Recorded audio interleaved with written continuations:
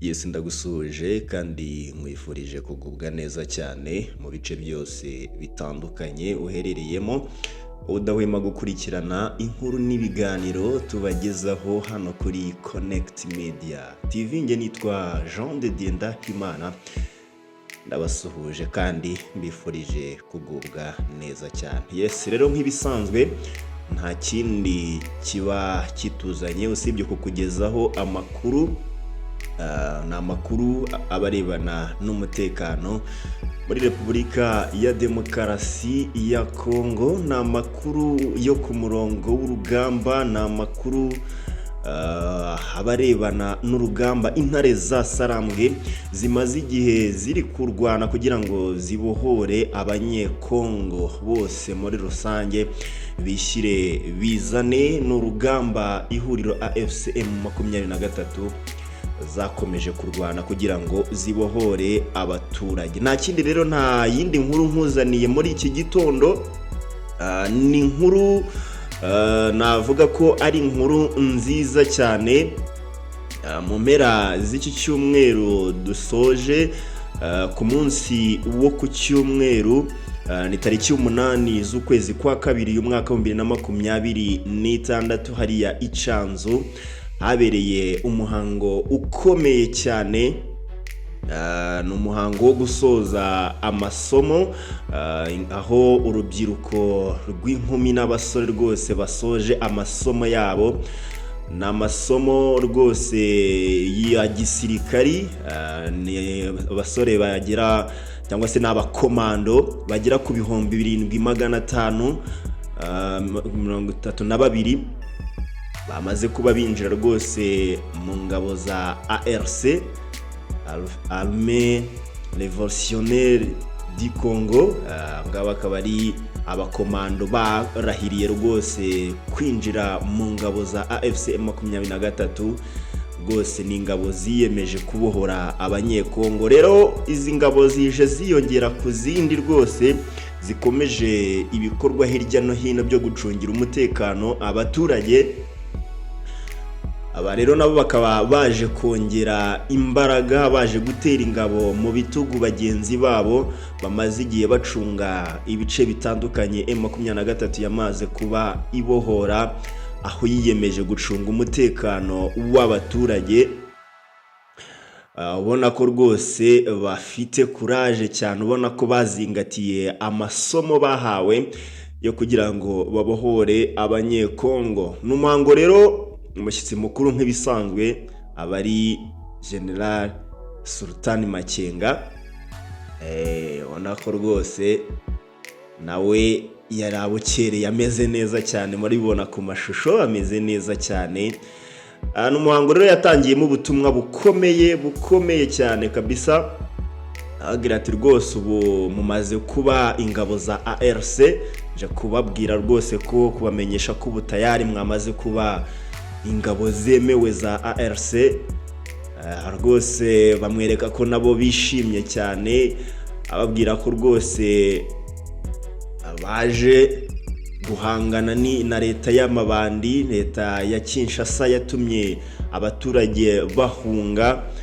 Abanyekongo batandukanye bahungiye mu bihugu bitandukanye hano mu karere, bamaze igihe ishyanga bari mu buhungiro kubera ubutegetsi bubi. Bagiye bahunga ubutegetsi bubi bwaranze iki gihugu cya Repubulika ya Demokarasi ya Kongo.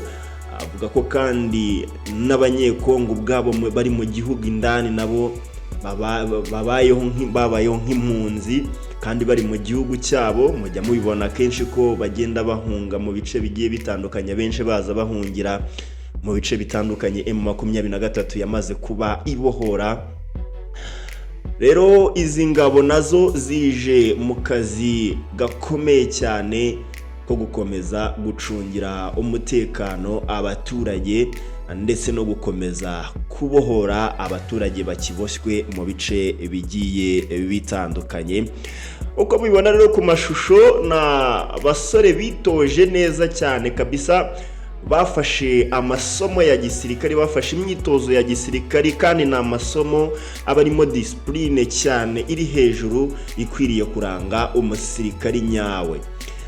mugenda mubibona umunsi ku munsi, ingabo za M23 ni ingabo zitandukanye n'ingabo za FARDC kure mu buryo bwa discipline iranga umusirikari. Ubona ko rwose ni abasore batoza igisirikari cyo gukora kinyamwuga, kandi ikindi bafite n'urukundo rw'igihugu, bafite urukundo rwo gukunda igihugu cyabo kabisa. Ubona ko ni abajene, ubona ko baza mu kazi bakunze igihugu, baje gucungira umutekano ababyeyi babo, bavandimwe babo, ndetse gucunga umutekano muri rusange w'abanyekongo. So rero ni umuhango wari ukomeye cyane, tutabura kubabwira, tutabura kubagezaho rwose. Ubona ko ibyo bavuga ko M23 ishobora kuva muri ibi bice bimaze kugaragara ko ibyo ngibyo bidashoboka. Bimaze kugaragara ko iki cyama cyiteguye ku rwego ruri hejuru, ku rwego utabasha ku rwego nyine gutekereza ko bashobora kuva muri ibi bice bigoranye cyane, yaba mu buryo buri politiki bamaze kwiyubaka, yaba mu buryo bwa gisirikare barubakitse impande zose. Ngayo nguko rero nayo makuru twari tugufitiye muri iki gitondo, rwose tukumenyesha ko ingabo zigera ku 7532 ingabo nshyashya rwose z'abakomando zamaze kuba zinjira mu cyama, zamaze kuba zirahirira ko ziyemeje kabisa kubohora abanyekongo muri rusange, zije kongera imbaraga, zije gutera ingabo mu bitugu bagenzi babo bamaze iminsi mu kazi, nabo bazanye imyitozo mishyashya yo kugira ngo bakomeze babohore abaturage mu bice bigiye bitandukanye. Komeza uryoherwe n'ibiganiro bya Connect Media TV aho uri hose mu bice bigiye bitandukanye. Niba ari bwo bwa mbere ubanye natwe, banza unkandire kuri subscribe kugira ngo tujye tubasha kubana umunsi ku munsi.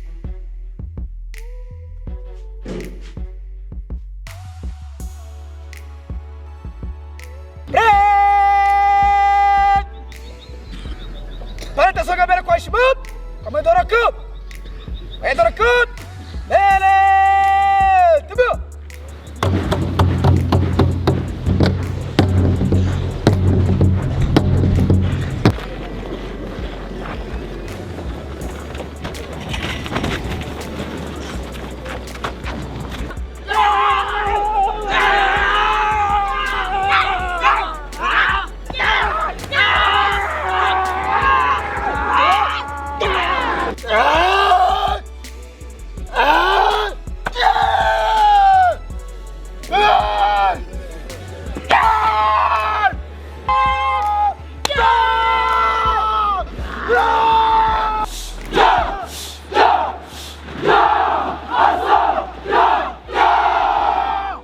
L'armée révolutionnaire congolaise, ARC en sigle, a officiellement renforcé ses rangs ce dimanche 8 février 2026 avec l'intégration des 7532 nouveaux commandos à l'issue d'une cérémonie solennelle organisée au centre d'instruction militaire de Tchanzu.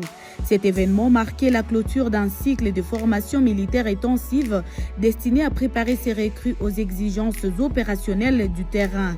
La cérémonie s'est déroulée sous la présidence du chef d'état-major général de l'ARC, le général Sultani Makenga, dans une atmosphère empreinte de discipline, de ferveur et d'engagement. Devant les autorités militaires et les cadres du mouvement, les nouveaux commandos ont prêté serment de servir la République démocratique du Congo et de contribuer à sa libération qu'ils estiment compromise par la mauvaise gouvernance du régime de Kinshasa. Le public présent a pu assister à plusieurs démonstrations tactiques et physiques mettant en évidence le niveau de préparation opérationnelle atteint par les recrues. Ces exercices comprenaient notamment des techniques de combat rapprochées, des séquences d'arts martiaux militaires ainsi que des démonstrations de résistance physique, symbole de discipline, d'endurance et de maîtrise corporelle acquises au cours de la formation. Dans son allocution, le général Sultani Makenga a rappelé la mission fondamentale de l'FC M23 et de son bras armé, l'ARC, œuvreux à la libération du peuple congolais et à la restauration de la dignité nationale. Il a dénoncé une gouvernance qu'il qualifie de source de division, de tribalisme et d'exclusion, tout en appelant les nouveaux commandos à faire preuve de responsabilité et à se positionner comme acteurs du changement au service du pays.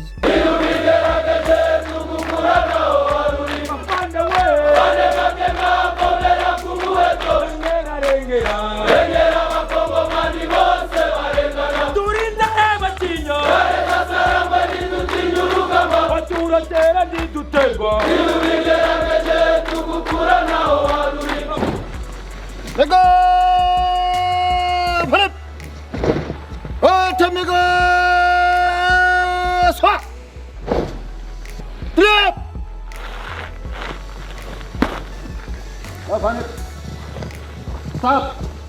Mkuu wa majeshi, hawa ni wanakosi wako tayari kwa mazungumzo yako. Sawa.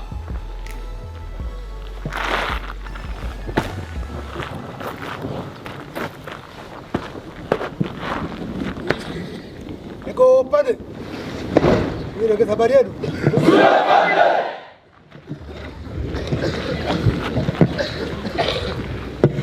Habari yenu.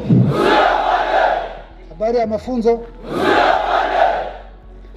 Nimekuja kuelezea kwamba mmepasi mafunzo ambayo mmefanya, mafunzo ya kutosha.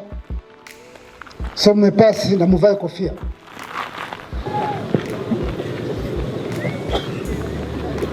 Na sasa mmepasi, kuanzia leo mmekuwa jeshi la RRC, jeshi la ukombozi. Na mnakuwa mnaimba ni jeshi ambalo limesimama kukomboa nchi yetu, kukomboa wananchi. Nchi yetu inaongozwa na wajinga ambao wanakaa Kinshasa, ambao wamekamata nchi ya Notaj, wameua nchi, kila kitu wamebomoa, wanaua wananchi, government ambayo inaua wananchi wake. Wakongomani wote wamekuwa wakimbizi nje ya nchi, na wengine kwa nchi ni wakimbizi ndani ya nchi. Hiyo government ambayo iko responsible wanafanya vitu ambavyo wanataka vya ujinga peke yake. Wanaua raia, wanabagua raia, wamedestroy kila kitu ambacho chipo. Chama kimesimama na jeshi lake ambayo ni RC ili kusimamisha hiyo yote ambayo wanafanya ya mabaya. Ndio maana tuko. Unanipata vizuri? Unanipata vizuri? Wenzi wenu wa RC sehemu wapo wanafanya kazi kubwa sana kwa eneo tofauti. Amepiga adui, nguvu zake zote amezibomoa. Adui ameleta vikundi tofauti, ameleta Warundi, ameleta FDLR, ameleta wazungu ambao ni mercenaires kwa nchi tofauti. Amekamata afutabangi wote, wabandi wote, akawapa silaha, akawaita wazalendo. Hao wote wanakuja, lakini RC imewabomoa. Mnanipata vizuri?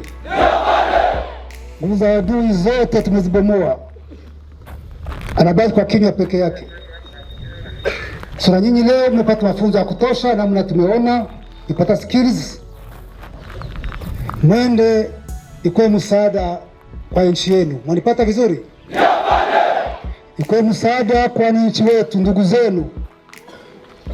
Ili ndugu zetu ambao wamekimbia nje ya nchi miaka na miaka warudi wakae kwa amani. Ili wenye wako nchini ambao na wao na government ya Kinshasa wakae kwa amani. Tukomboe nchi yetu, tujenge nchi yetu.